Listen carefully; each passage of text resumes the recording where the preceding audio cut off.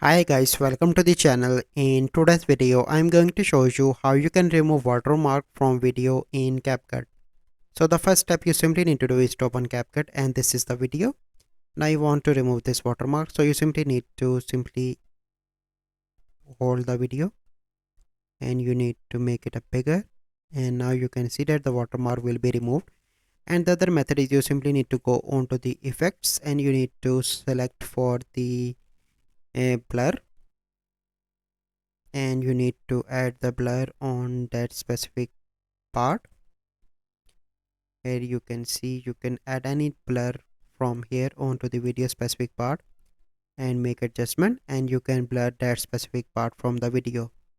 So this is the process how you can remove watermark from video in CapCut. So I hope you find this video helpful. If you find this video helpful, must like this video, subscribe to our YouTube channel for future videos. We'll see you in the next video. Thank you. Have a good day.